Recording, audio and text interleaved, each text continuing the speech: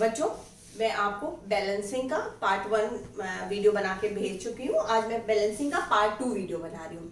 इसमें मैंने इक्वेशंस भी पहले वाले से डिफर ली हैं और ज्यादा इक्वेशंस ली हैं और तरीका भी चेंज किया है, क्योंकि जो पहला वीडियो था उसमें आपको ये बताना जरूरी था कि अगर हम किसी इक्वेशन को बैलेंस करते हैं तो नंबर्स जो लगाते हैं वो कहाँ लगाते हैं। किसी भी इक्वेशन को मान लो इसको बैलेंस कर रहे हैं तो यहाँ नंबर्स लगाएंगे, यहाँ लगाएंगे, यहाँ हम इंक्रीज नहीं कर सकते। ठीक है, इसलिए मैंने फर्स्ट में वो तरीका अपनाया। अब इक्वेशंस भी डिफर हैं और तरीका भी डिफर है।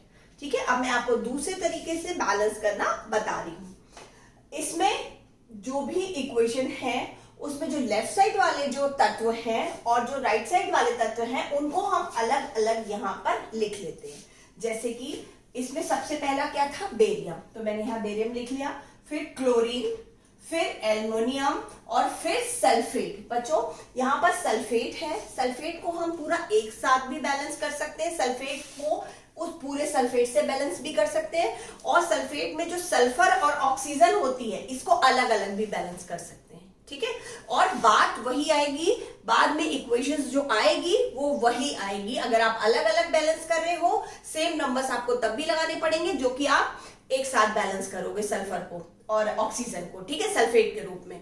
अच्छा, और लेकिन ये हो जाता है कि सल्फेट के रूप में अगर आप करते हो तो आपको पूरे सल्फेट को करना है, और अदरवाइज आपको सल्फर को अलग ऑक्सीजन को अलग करेंगे तो वो लेंदी हो जाएगा। तो इसलिए सल्फेट को एक साथ करना, पूरे सल्फेट को SO4 को एक साथ बैलेंस करना ज्यादा कन्वीनियंट रहेगा आपके लिए, ज्यादा इजी रहेगा। ठीक है, इक्वेशन बाद में सेम निकल के आती है। देखिए, अब हमने ये यहां मेंशन कर लिया और इसी के सामने बेरियम के सामने इधर भी बेरियम लिख लिया, क्लोरीन के सामने क्लोरीन, एल्युमिनियम के सामने एल्युमिनियम और सल्फेट के सामने सल्फेट, क्योंकि सेम प्रोडक्ट्स इधर भी है और सेम जो है तत्व इधर भी, सेम तत्व इधर भी है।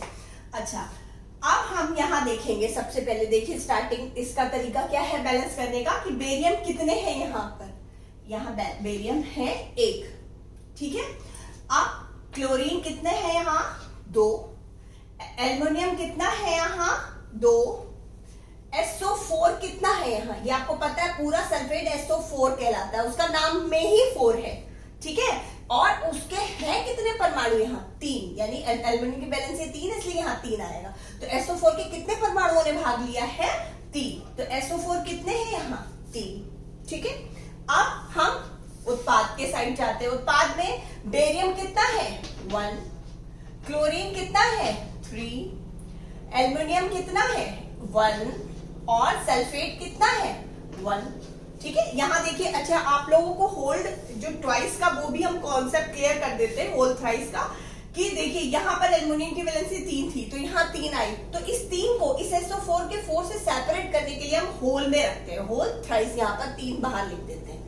ठीक है, और यहाँ पर कोई अलग से बैलेंसी इसकी बेरियम की जो होती है 1, जब यहाँ आती है 1 तो वो 1 को नेग्लेक्ट कर देते हैं, इसलिए इसको होल यानी कि ब्रैकेट में करने की कोई भी जरूरत नहीं होती है। यहाँ दोनों नंबर को सेपरेट करने के लिए हम ब्रैकेट में लिखते हैं। चलिए, अब यहाँ पर बेरियम 1 है, वहां भी 1 है। चलिए, अभी तो ये संतुलित है। यहाँ क्लोरीन 2 है, यहाँ क्लोरीन कितना है 3। अगर आप देखिए 2 का 3 तो नहीं हो सकता। ठीक है, तो हम लोग हमेशा क्या करेंगे, 2 को 3 से मल्टीप्लाई करते हैं, क्या हुआ 6। उधर हमने, अब उधर हम मल्टीप्लाई करेंगे किससे, इधर 6 हो गया तो उधर किससे मल्टीप्लाई करेंगे 2 से, तब उधर कितना हो जाएगा 6।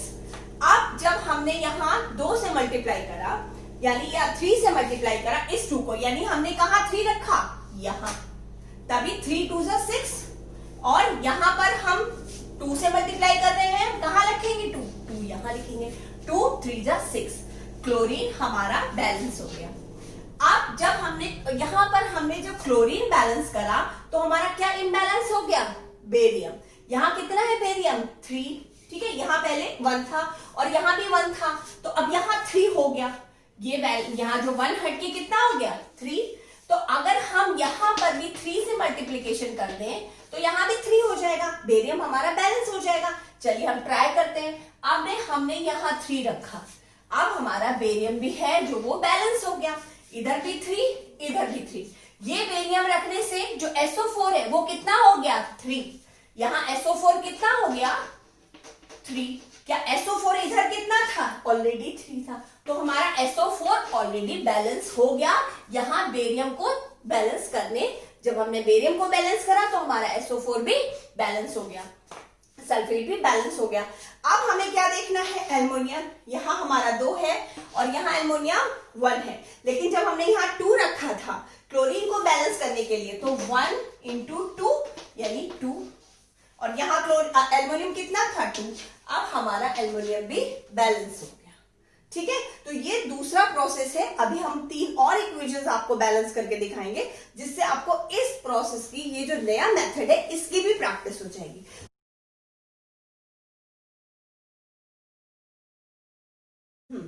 बच्चों, अब ये बैलेंसिंग मैं आपको, अब कौन सी इक्वेशन ली है मैंने? सेकेंड इक्वेशन ली है।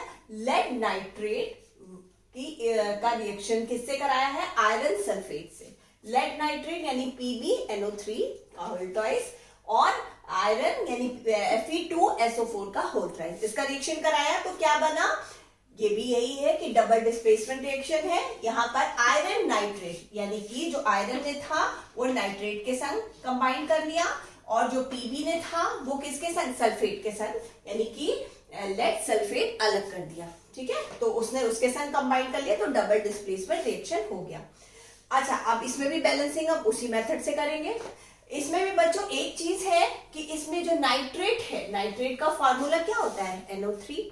तो अगर हम चाहें तो NO3 पूरे को बैलेंस कर सकते हैं, NO3 से NO3 को, और अगर हम चाहें तो नाइट्रोजन को अलग और ऑक्सीजन को अलग बैलेंस करेंगे। जब बैलेंस करेंगे, चाहे हम एक साथ नाइट्रेट को करें, चाहे नाइट्रोजन ऑक्सीजन को अलग अलग करें, बैलेंस करने के बाद जो इक्वेशन आएगी वो सेम आती है। ठीक है, आप ट्राई कर सकते हैं। और मैं यहाँ पर पूरे नाइट्रेट को लेके कर रही हूँ, ऐसा ही आपको करना चाहिए, क्योंकि यही एक इजी मेथड है। उससे आपको पूरे नाइट्रेट को करने के लिए आपका काम आधा हो जाएगा। आपको नाइट्रोजन ऑक्सीजन को करेंगे तो आप डबल डबल करेंगे। ठीक है, 2 चीजों को बैलेंस करना पड़ेगा। नाइट्रेट से 1 हो जाएगा, और मैं भी यहाँ नाइट्रेट ही कर रही हूँ, अटेम्प्ट कर रही हूँ। अगर आपको नाइट्रोजन ऑक्सीजन का अलग पूछना है तो आप कमेंट बॉक्स में डाल के मुझसे पूछ सकते हो, मैं उसका आपको पूरा सोल्यूशन भेज सकती हूँ। अच्छा, चलिए स्टार्ट करते हैं। अब पहले आया लेड। लेड इधर 1 है, उधर भी लेड कितना है? 1। नाइट्रेट, जो नाइट्रेट है NO3, वो कितना है यहाँ पर? 2। आप तो जानते हो नाइट्रेट का फॉर्मूला ही NO3, यानी पूरा 3 उसी का फॉर्मूले के अंदर ही, उसी का नाम ही है कितने? उसके परमाणु 2, तो यहाँ पर 2। यहाँ नाइट्रेट के कितने हैं? 3। अब यहां पर हम बैलेंस करना शुरू कर देते हैं। अगर आपको पता है एक का 2 एक का 3 होता है, तो बच्चों मोस्ट प्रॉब्ली यही होता है, हमेशा नहीं। ठीक है, अक्सर ज्यादातर यही होता है कि 2 को आप मल्टीप्लाई 3 से करिए 6, और इधर मल्टीप्लाई 3 को 2 से करिए तो आया 6। चलिए अब हम ये लगा के देखते हैं। यहाँ 3 है तो कहाँ लगाएंगे? नाइट्रेट को बैलेंस करना था तो यहां लगाया। ठीक है, और यहाँ 2 लगाना था, हमें नाइट्रेट को बैलेंस करना था तो यहाँ 2 लगाया। अब क्या हुआ? जो लेड है वो भी 3 हो गया इधर। तो चलिए अब हम यहाँ 3 से मल्टीप्लाई करेंगे, 3 हो गया, ये वाले 3 से यहाँ 3 हो गया। अब लेड अभी यहाँ पर 1 है। ठीक है, अब यहाँ पर लेड हमारा 3 हो गया। अगर यहाँ भी हम 3 से मल्टीप्लाई करें तो लेड कितना हो जाएंगे? 3। चलिए यहाँ भी लगा के देख लेते हैं, 3 हो गया। 3, तो अब लेड यहाँ पर बढ़ गया। अच्छा, उससे पहले हमने यहाँ जो 2 से इसको नाइट्रेट को मल्टीप्लाई करना था, तो हमारा क्या बढ़ गया था? फेरम जो यहाँ पर था वो कितना हो गया था? 2। ठीक है, इधर कितना था फेरम? आयरन ऑलरेडी 2, तो ये अपने आप ऑटोमेटिक बैलेंस हो गया। आयरन जो था यहाँ ऑलरेडी 2 था, और यहाँ नाइट्रेट को 6 करने के लिए मैंने यहाँ पर 2 लगाया था, तो ये ऑलरेडी बैलेंस हो गया। अब हमारे पास क्या बचा? सिर्फ SO4 जो बचा, वो बैलेंस को हमको देखना है। तो यहाँ हमने 3 लगाया, तो 3 से जो ये पूरा SO4 था कितना हो गया? 3। यहाँ पर SO4 कितना हो गया? 3, और हमें यहाँ कितना था SO4? ऑलरेडी 3 था, तो ये भी ऑलरेडी बैलेंस हो गया। देखा आपने कि अगर हमने 2 चीजों को बैलेंस करा, बाकी की दो चीजें अपने आप बैलेंस हो गई। ठीक है, तो ये मेथड भी आपके लिए, अगर आपको इजी लग रहा है तो आप इस मेथड से भी बैलेंस कर सकते हो। ठीक है, अब मैं आपको तीसरी क्वेश्चन प्रैक्टिस के लिए बताने जा रही हूँ।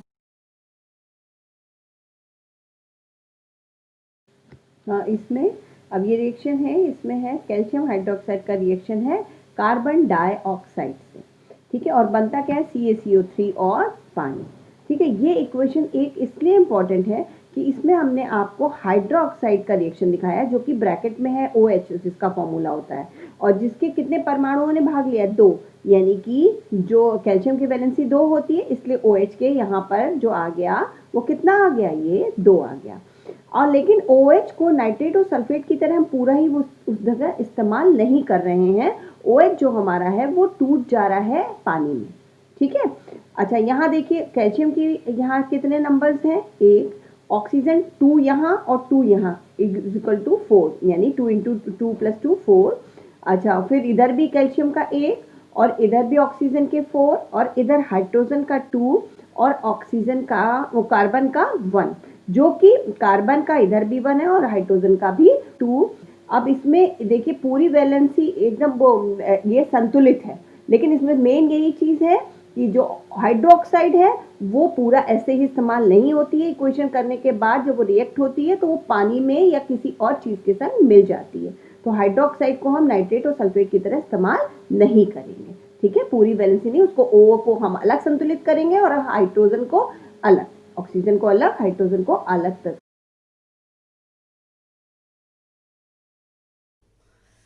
हाँ, अब मैं फोर्थ इक्वेशन है एल्युमिनियम विद कॉपर क्लोराइड, ठीक है। एल्युमिनियम यानी Al और विद कॉपर क्लोराइड। तो एल्युमिनियम की जब रिएक्शन होती है तो बनता है एल्युमिनियम क्लोराइड और कॉपर को अलग कर देता है। ये डिस्प्लेसमेंट रिएक्शन है यानी विस्थापन अभिक्रिया है, ठीक है। एल्युमिनियम के इधर कितने हैं परमाणु, 1, ठीक है। एल्युमिनियम का 1 परमाणु, इधर भी एल्युमिनियम का 1, इधर कॉपर का 1, इधर भी कॉपर का 1, इधर क्लोरीन के 2 हैं और इधर क्लोरीन के हैं 3, ठीक है। पहले हम वही ट्राई करेंगे कि 2 3 6 और इधर 3 2 6।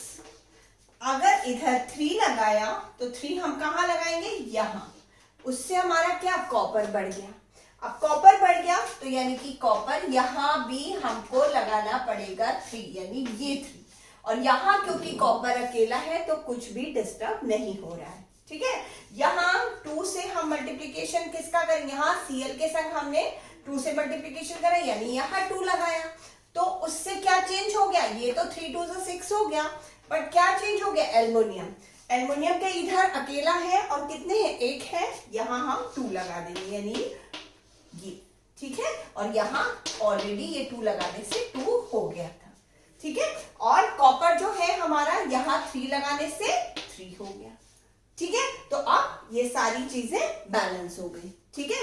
अब कोई भी इक्वेशन अगर आपको पूछनी हो, कुछ अलग तरीके की इक्वेशन, तो आप मुझसे कमेंट बॉक्स में लिख दीजिए, मैं उसका बैलेंसिंग का वीडियो बना के आपको भेज दूंगी। मुझे ज्यादा वेराइटी वाली इक्वेशंस चाहिए, अगर आपको चाहिए उसका सोल्यूशन तो आप भेज सकते हैं मुझे, ठीक है। थैंक यू बच्चों।